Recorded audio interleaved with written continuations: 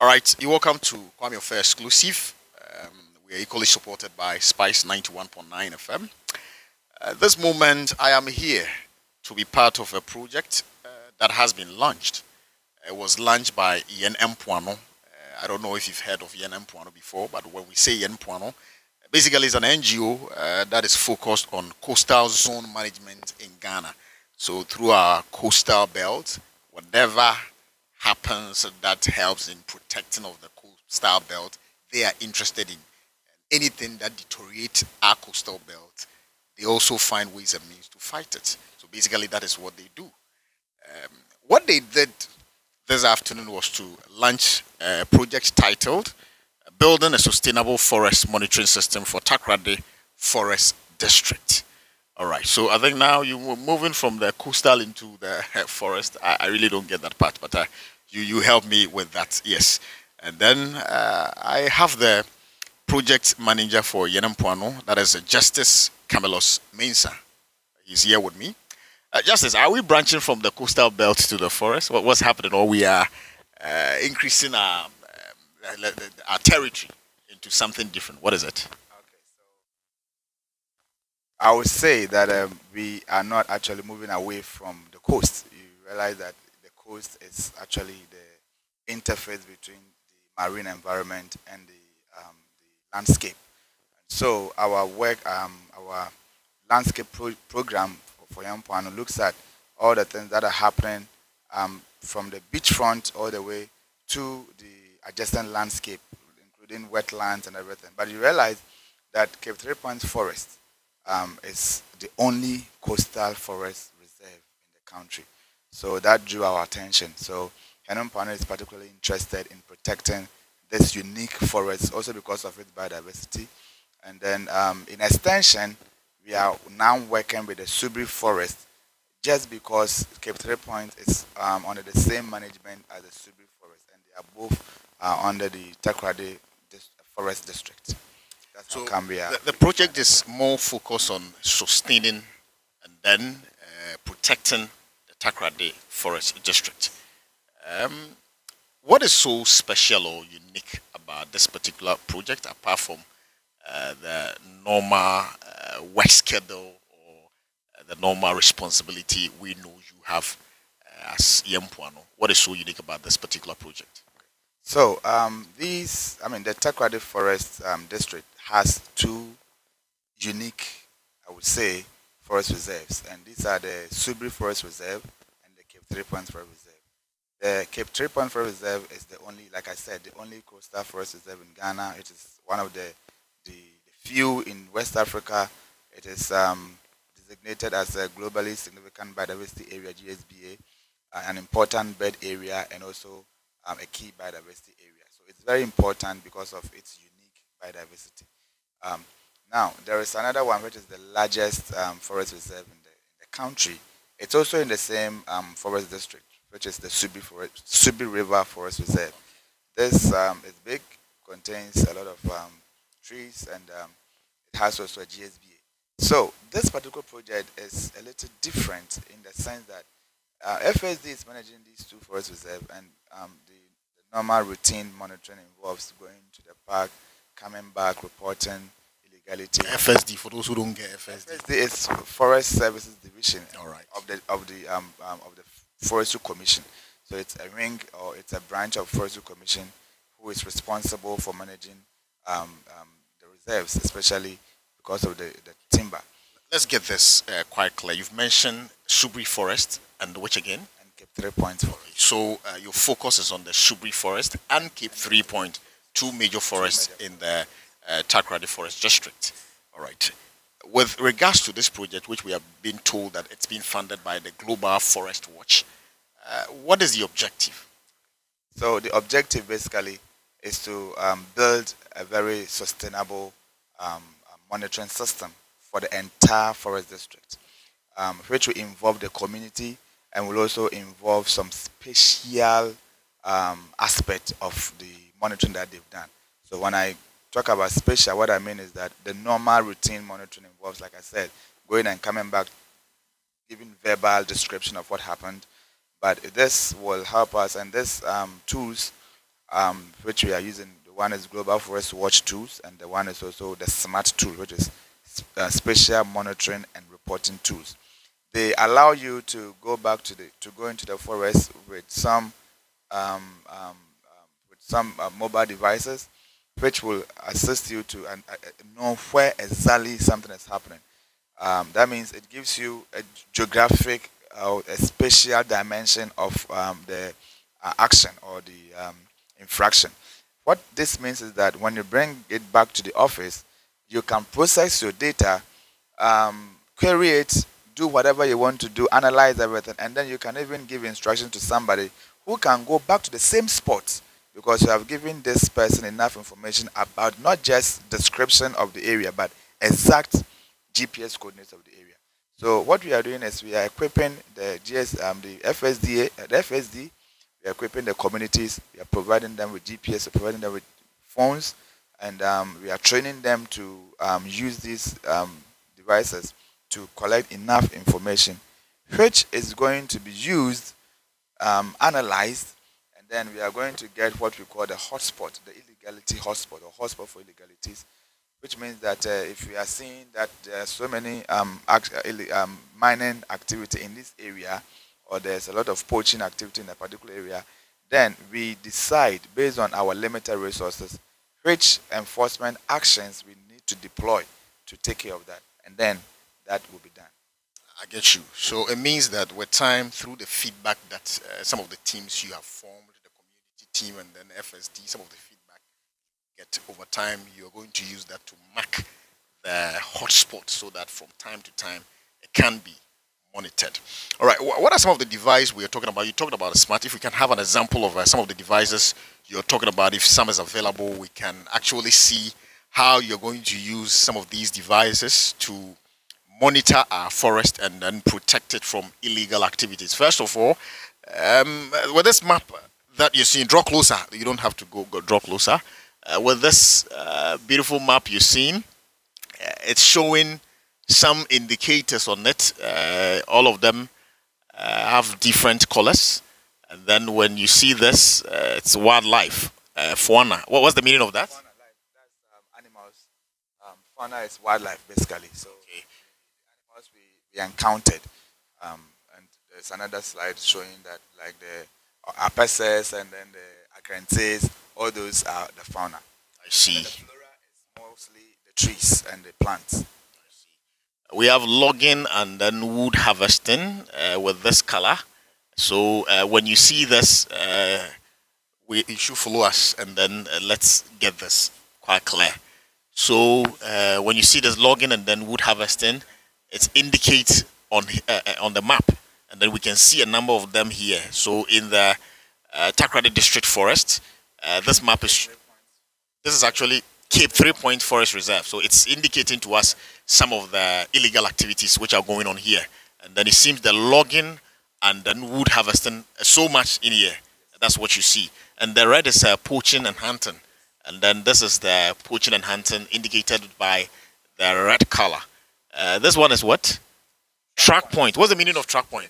It's an indication that some kind of activity is happening. So what we do is just not just to look at the observation, but also to see evidence of some kind of illegality. So when you see that there's a track, it could be that some hunting activity is going on in that track, or in that particular track. So also access to the forest, which allows people to. Okay. If I'm getting you, when you see on the map a track point like this, color like this, what should come to mind? It means what? Something is about to happen, something is happening, or something that you have to pay attention to. I don't get it. So it gives you an indication that there is a lot of access into the forest in that particular area. You know, the more the access, the more the temptation to involve in so it. This is showing that a lot of people are going there. Definitely. A lot. Yeah, and that's how come we have a lot of activities in there, a lot of poaching.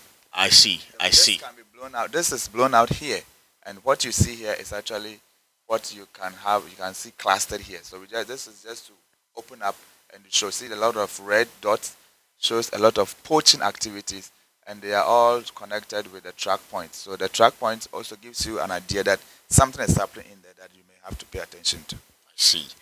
We have, this is what? Mining. So those of us here in the Western region, if we are looking at the Cape 3-point forest, and then we are using this particular map to indicate some of the activities that go on in the Cape 3-point using this map, let's find out where mining is taking place. And then obviously, this is illegal mining we are talking about, right? Every In the forest is illegal. All right, I see. So let's track where the illegal mining are taking place in our Cape 3-point forest. So you follow me. This is illegal mining, right? Where is this place? Where exactly? Close to Jedua. It's it's not very far from Agona Nkwanta. So from Agona Nkwanta, you follow the road to this Jedua. This Jedua is here, and then you can access the forest. See, there is an illegal farm, illegal mining also here. This is close to Abase. And Abase is on the road to Princess Town. So You pass through Tumentu. yeah, you pass through to Princess Town. Abase is close to this point. There is red also here. It means there's poaching as well. This is the On community. This is let's see. showing Okay, residential I see, areas. I see. All right. Illegal mining spot. There's illegal mining here. Let me say that what you see here is data we've collected for I think the past 2 months or so. This will be The past 2 months. this is Just we're talking about yeah, this is that December. Wow. yes, this is recent, and we are updating the database with more data as and when. Your February just said December no muna ye gene. You na man fish forest in way no man. In fact, I heard that in December there was a lot of illegal activities in the forest because normally they also look at the movement of the officers. They know most of them will be out of the zone for Christmas break. So a lot of activities are going on here. So we will continue to develop this. We will continue to update this. And for the new information we even have shows that there's a lot of mining activity around this place too. So initially we thought that the mining was just up north, but now we are gathering information that there's also mining here. The mining is equally taking place here, but in the meantime, we don't see that here because this was taken somewhere around December, 2 months ago. So we don't see any mining activity here. But there are mining activities going on here. I see. So this place is where? Where exactly? So this is Akodai area. Akodai is one of the communities to the south. Cape 3-point is somewhere here. This is the southernmost part of the country, and so some activities are happening here. Akodai is also having a lot of issues with illegal logging and some poaching. What else did we see? So this farm, let me just clarify this. This point here is a farm. This polygon, surrounded by a lot of poaching, it's a farm. We have some 9 or so admitted farms in the forest. They are farms that were there even before they were designated. The forest was designated, so they are admitted. But a lot of illegalities are actually happening here because of access. Because people are walking here and they know the area very well. Almost all the illegalities, the wood exploitation and logging is happening in this area. And so, if I can quickly say this, there was an activity of wildlife rangers. These guys are armed, and so they were here for some days just to monitor the area. And that is something that is the end point of the whole process. Once we gather this information, we know the hotspots, then we deploy the necessary enforcement action, which could be the armed men coming around to cordon off the wicked pot. If you're watching us, this is a project that has been launched by Yen Mpoano. They are also trying in their own small way to monitor our forests and then ensure that all illegal activities that are taking place in our forests are brought to halt. They want to ensure sanity in our forests. And then the map you see here is a spatial distribution of patrol observations in Cape 3-point Reserve. We are talking about 2 forest reserves here. One is the Subri River Forest Reserve. And then we are equally talking about the Cape 3-Point Forest Reserve. These are the main point of focus we are dealing with. So as you see, some of illegal activities taking place here.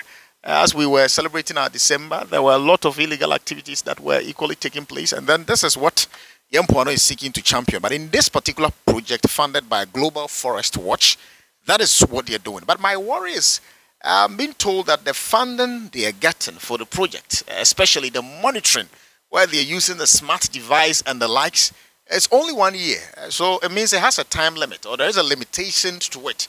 Or there is a limitation to how far you guys can go, right?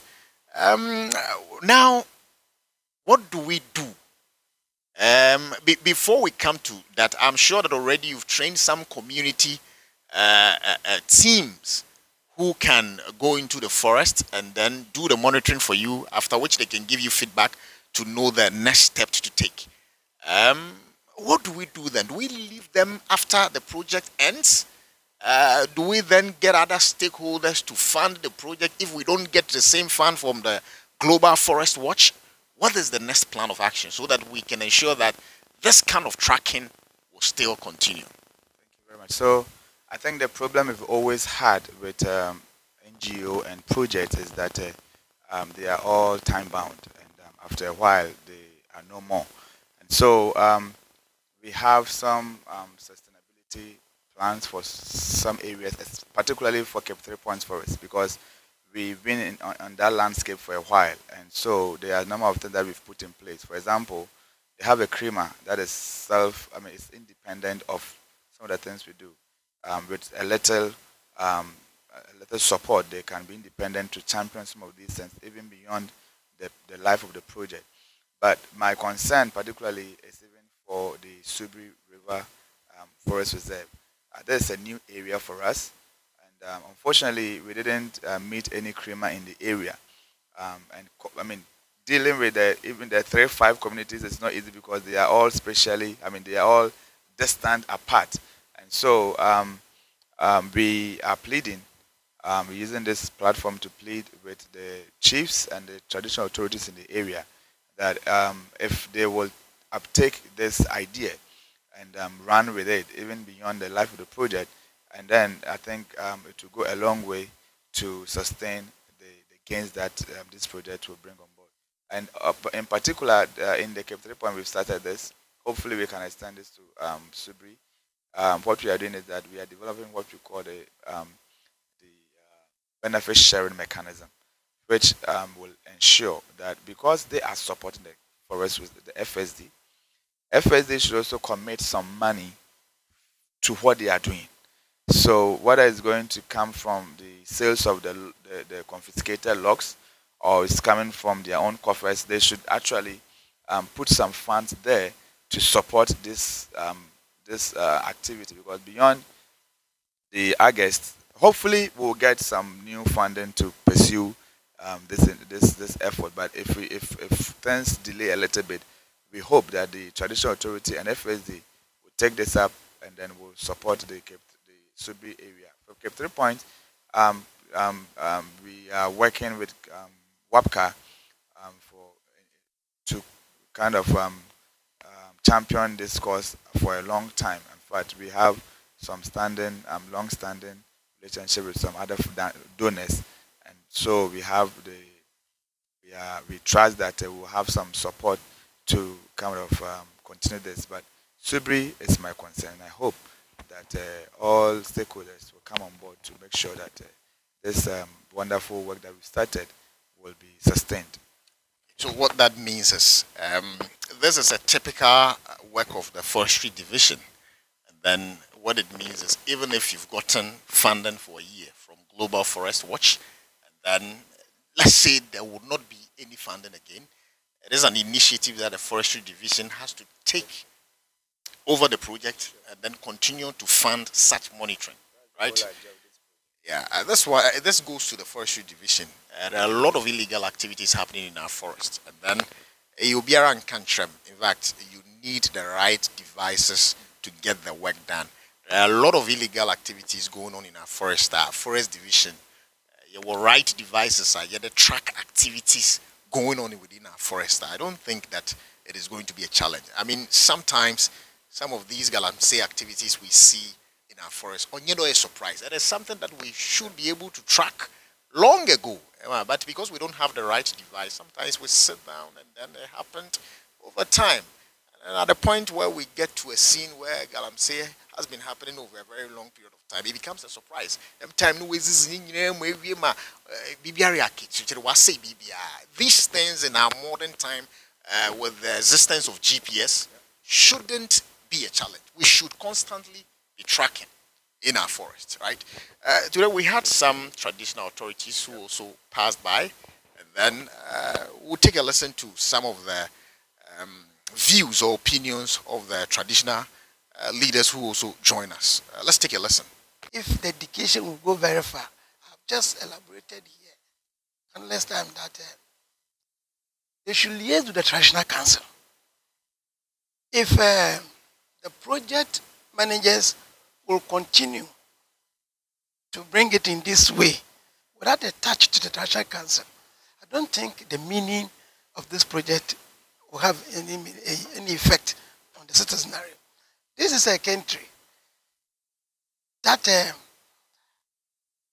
bushmeat, as it is called, is a delicacy for everybody, and nobody has any break as to how they can get it.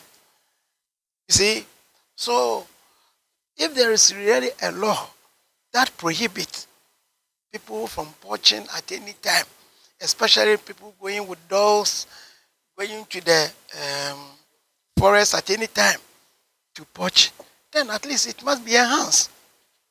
When you come to the forest, preservation of the forest, people feel free at anywhere. They fell trees, irrespective of what nature, what type of tree it is. You wouldn't believe this is a country. People can even fell mahogany and then burn charcoal with it. Mahogany, or doom, or everything. To them or to the person who is burning the charcoal, he needs a tree to burn charcoal, and whichever tree he touches is a tree. Those who are also those who have also chance to fell trees, they fell, and then the chainsaw operators, and you know how they operate. You see, so there should really be the intensification of the law, and all these things. When the chainsaw operator is felling the trees, he's felling it at a locality. That place has a chief. Whoever that is there whoever that is farming there lives in the community. If the community knows that this thing is wrong, they quickly come to inform the chief, and then the chief send his people for the rest of the person. But if the chiefs and the people doesn't have any privy as to how the effect of this felon is, they don't think it is anything that they have to worry themselves about, because it is somebody's business. He's also felling the tree to make a living.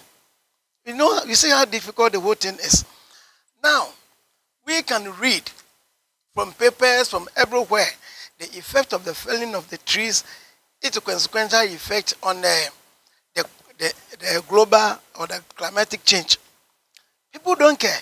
Look at how streams and the water bodies are being dried of this now. The overpopulation itself has its effect. The Galamsey itself has its effect. And then the chainsaw operators also have their effect. You see, so this program, I think, is very good. But to me, I always emphasize the forestry people, those mandated under the law, cannot do this thing alone without the consent of the chiefs or without the collaboration of the chiefs. So they should liaise the traditional council. When they liaise with the traditional council, I think we can make an impact. So that was Nana Boza the 9th. Nana Boza is the divisional chief of Ahanta Akatechi. He's also the Manrehene to Otumfo Bedubunsu, the 15th Ahanta Hene. That's the one I'm talking about.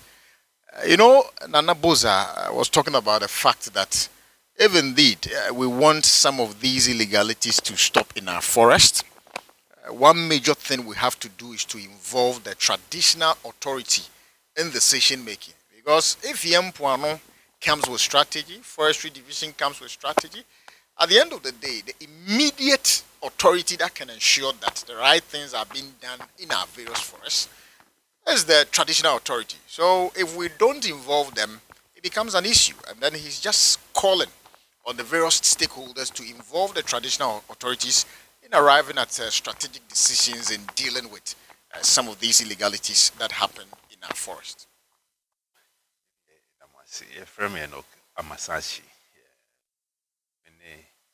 Regional Manager, Forestry Commission, Wildlife Division. You share a Jumedina, a funny say, a sumbu my empire. You fa, you quiet, ye bibia, you share ye nipa, BBA Jina, your quiet so. Ramaya, whom ye do near ye yen roni dear kicking, Kahunina, your quiet so. Media ye di. Idea ye done it, Emma Abuafu na partners say the Beya Union Bebua near who say a quiet no, and ye nipa baku asudi, asudi say a Bebua, a quiet agent. And net day ye does a jumedi, in him say, more Mabeka Winina a himful, ye Quiafo. Oni omomuka hu nyina omabeka hu no bia nso beboa madwumedie no akoso na edim